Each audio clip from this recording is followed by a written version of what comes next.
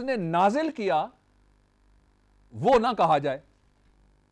اس کے ساتھ جو اس کا اگلا حصہ ہے that is very relevant for the purposes of today's lecture on law and order. ارشاد ہوا which of us two parties hath more right to security، اور اس کے لیے الفاظ ہیں فَأَيُّ الْفَرِيقَيْنِ أَحَقُّ بِالْأَمْنِ، کہ یہ جو دو پارٹیاں ہیں، یہ جو دو گروہ ہیں، یہ جو دو علیحدہ علیحدہ لوگ کھڑے ہیں، حصوں میں بٹے ہوئے ہیں، ان میں سے امن کس کا حق ہے اور تحفظ کس کا حق ہے؟ اور ساتھ ارشاد فرمایا کہ اگر تمہیں بتایا تو پھر بتا دو کہ امن کس کا حق ہے اور تحفظ کس کا حق ہے۔ یہاں سوال بڑا سیدھا ہے کہ اللہ رب العزت کی تقسیم میں، قرآن کے قانون کی تقسیم میں، رحمت للعالمین کے نظام کی تقسیم میں امن سب کا حق ہے، تحفظ سب کا حق ہے۔ اور یہ بات میں اپنے ہم وطنوں سے اور ساری دنیا کے لوگوں سے کھل کے کہنا چاہتا ہوں کہ یہ امن کسی بڑے کا حق نہیں ہے، کسی بڑے ایوان میں بیٹھے ہوئے کا حق نہیں ہے، کسی بنکر میں بیٹھے ہوئے کا حق نہیں ہے، یہ کسی سلطان کا صرف ذاتی جاگیر نہیں ہے اور اس کا حق نہیں ہے، یہ تو فقیر کا بھی حق ہے، یہ تو جھونپڑی میں رہنے والے کا بھی حق ہے، یہ تو کچی آبادی والے کا بھی حق ہے، یہ تو سڑک پہ پیدل چلنے والے کا بھی حق ہے، یہ تو سائیکل چلانے والے کا بھی حق ہے، اور ہیو ناٹس کا بھی حق ہے۔ اور اللہ رب العزت نے یہاں استفہامیہ انداز میں ایک سوال کیا ان لوگوں سے جو یہ سمجھتے ہیں کہ امن اس فریق کا تو حق ہو سکتا ہے، سلامتی اس فریق کا تو حق ہو سکتا ہے، سیکیورٹی اس فریق کا تو حق ہو سکتا ہے، باقی سارے انسیکیور ہو جائیں، باقی سارے سلامتی کے حقدار نہیں ہیں، باقیوں کو امن بالکل بھی نہیں ضرورت۔ دیکھیے یہاں اللہ رب العزت نے یہ سوال اس لیے اٹھایا کہ ہر معاشرے میں، ہر زمانے میں ایسے لوگ موجود رہے ہیں جنہوں نے یہ صرف سوچا کہ امن ہمارا حق ہے۔ اگر ایسا نہ ہوتا تو ہم ہلاکوں کی تاریخ نہ پڑھتے، ایسا نہ ہوتا تو مقدونیہ سے نکلنے والا سکندر اعظم پٹھوہار تک آگے جنگ نہ کرتا اور پھر یہاں سے زخم کھا کے ناکام اور بے بنام واپس نہ لوٹتا۔ اور اگر ایسا ہوتا تو لوگ خود انسان جو فانی تھے چلے گئے، آج ان کی ہڈی بھی نہیں رہی، پسلی بھی نہیں رہی، آج ان کا اقتدار بھی نہیں رہا، اختیار بھی نہیں رہا، آج ان کے محلات بھی نہیں رہے، معمولات بھی نہیں رہے، معاملات بھی نہیں رہے ان کے۔ ان لوگوں نے انسانوں کے سروں کی کھوپڑیوں کے محلات تعمیر کیے۔ ایسا تھا نا، اس کو روکنا چاہیے تھا نا، اس کے لیے قانون کی ضرورت تھی نا، اس کے لیے قانون کی ضرورت ہے نا، اس کے لیے قانون کی ضرورت رہے گی نا۔ جب میں یہ بات کہتا ہوں تو یہ اس بات کا ثبوت ہے کہ قرآن از اے لیونگ ڈاکیومنٹ۔ قرآن ایک زندہ پائندہ قانون، چلتی پھرتی کتاب ہے جو خود بولتی ہے، قرآن خود بولتا ہے، قرآن خود خطاب کرتا ہے، قرآن خود کہتا ہے، قرآن خود بتاتا ہے۔ رجوع کی ضرورت ہے، اس سے تعلق پیدا کرنے کی ضرورت ہے۔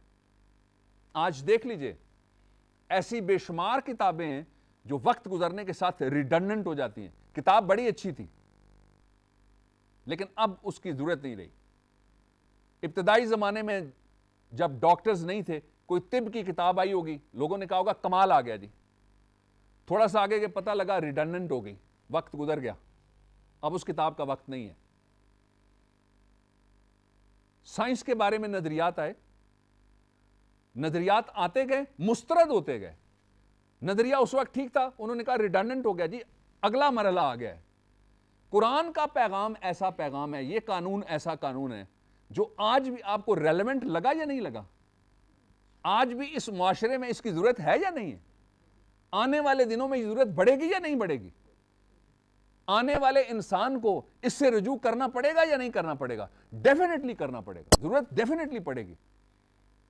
میں یہ سمجھتا ہوں خوش نصیب کون ہوگا اس حوالے سے، ایک ذاتی میرا اپنا امپریشن ہے، خوش نصیب وہ ہوگا جو ان میں شامل ہو جائے جس کو یہ بات سمجھ آ گئی اور اس نے سمجھانے کی کوشش کی۔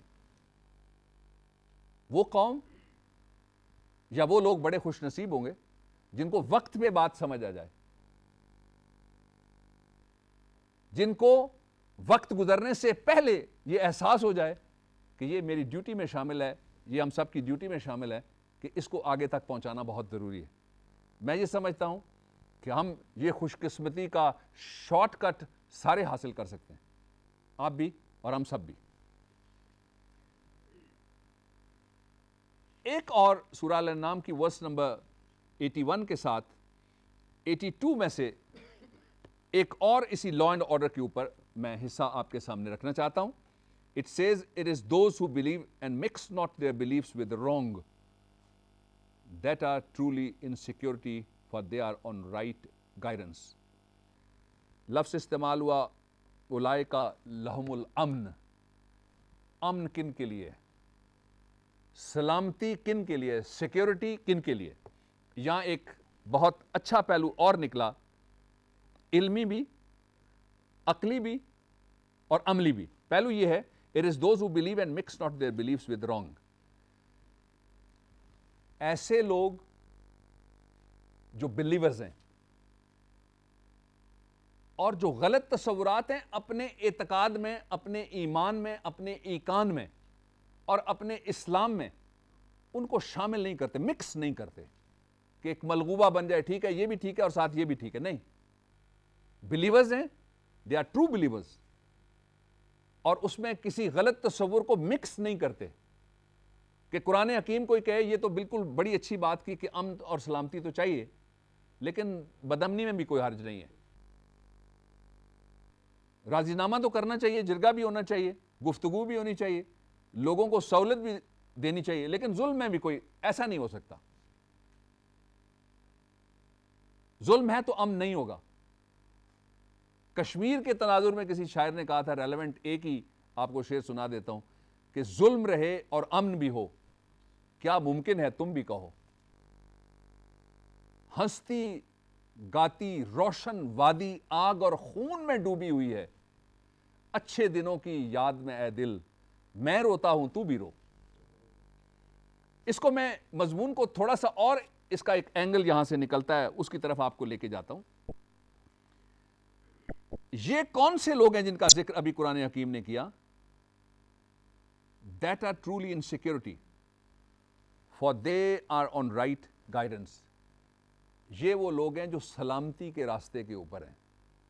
جب کوئی مکس نہیں کرے گا اپنی ذاتی خواہشوں کو، خواہشوں کی غلامیوں کو، اپنے نظریات کو، اپنی اینکوں کو، اپنی ضرورتوں کو اور اپنے معاملات کو قرآن کے اندر، قرآن کے قانون کے اندر، تو پھر کیا ہوگا؟ اگر مکس کرے گا تو پھر وہ دونوں مانگے گا جو نہیں چل سکتے۔ One cannot blow hot and cold in one breath. انگریزی میں کہتے ہیں کہ آپ سرد اور گرم ساتھ نہیں پی سکتے۔ لیکن اگر کوئی ایسا ہے، گروہ ہے، معاشرہ ہے، ملک ہے، سماج ہے، وطن ہے، شخص ہے، اگر کوئی ایسا ہے جو قرآن کو اور سچی کتاب کو علیحدہ رکھتا ہے، اس میں کوئی چیز مکس نہیں کرتا، تو اس کے لیے سیکیورٹی کا راستہ ہے۔ ظاہر ہے جس کو یہ پتا ہے کہ اللہ رب العزت نے انسانی جان کی حرمت بنا دی ہے، تو وہ اپنی جان کے علاوہ باقیوں کی حرمت بھی مانے گا۔ ظاہر ہے جس کو یہ پتا ہے کہ اللہ رب العزت نے امن کی کیا اہمیت، سلامتی کی کیا اہمیت، لا اینڈ آرڈر کی کیا امپورٹنس، سگنیفیکنس، پیوٹلنس رکھی، تو وہ دوسروں کے لیے بھی پھر یہی مانگے گا۔ ظاہر ہے جو یہ چاہتا ہے اس کی پرائیویسی انویڈ نہ ہو، اس کا گھر محفوظ رہے، اس کا وطن محفوظ رہے، اس کی سرزمین محفوظ رہے، اس کا بلد محفوظ رہے، اس کا شہر کوچہ اور کریا، اس کا گاؤں، اس کی رہتل محفوظ رہے، تو وہ لوگوں کے لیے کیا مانگے گا؟ امن مانگے گا۔ اور اس کو اللہ رب العزت نے ارشاد فرمایا ورس 82 سورہ الانعام میں، for they are on right guidance. یہ وہ لوگ ہیں جو صحیح رہنمائی کے اوپر چل رہے ہیں۔ رہنما کون؟ خدا۔ رہنمائی کیا؟ سب کے لیے امن۔